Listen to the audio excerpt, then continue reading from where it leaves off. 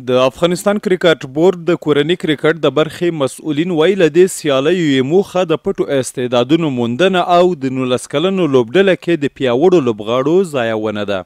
د دې سیالۍ هدف موخه دا ده چې موږ کوم په دې 14 کلنو لوبډلو کې هغه ځوان استعدادونه هغه پټ تنکي استعدادونه چې دي هغه موږ راوباسو، هغه موږ تشویق کو او په آینده کې هغه موږ خپل د 19 کلنو لوبډلو ته هغه موږ ور اضافه کو او خوشبختانه چې په 2023 کې موږ د 19 کلنو لپاره ښه یو پروسه په نظر کې نیولی او د دې سیالۍ موخه هم همدا ده چې د ځینه که خدای کول موږ ښه تنکي استعدادونه راواخلو، راجیګ کو او د هغې پروسه کې موږ هم شامل کو. دغه لوبې چې 10 ورځې به دوام ومومي په ترڅ کې به یې 6 لوبډلې یو له بل سره د سیالۍ ډګر ته وځي. پکې لوبېدونکي لوبغاړي خوښي څرګندوي چې په دا ډول مهمو ایونټونو کې لوبېږي او د پرمختګ چانس ورته برابریږي. او دې نه موږ ډېر څه زده کوی سو.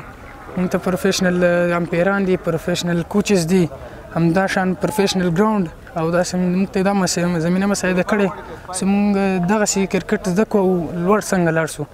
بلخو د خوست کرکټ بورډ ولایتي مسؤل وایي دا لومړی ځل دی چې دا لوبې د خوست په 2 لوبغالو کې ترسره کیږي او دوی ورته بشپړ تیاری نیولی. افغانستان کرکټ بورډ د انډر 16 لیول لوبې په خوست کې ترسره کیږي د اول ځل لپاره. دا ډېرې مهمې لوبې دي، اکثره ځوانان پکې دي.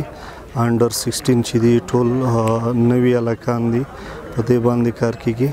خوست کې د اول ځل لپاره کیږي په 2 میدانونو باندې، یو شهید رحمت ولی مسرور کرکټ لوبغالي باندې، بل د میس عینک خصوصي کرکټ لوبغالي باندې ترسره کیږي.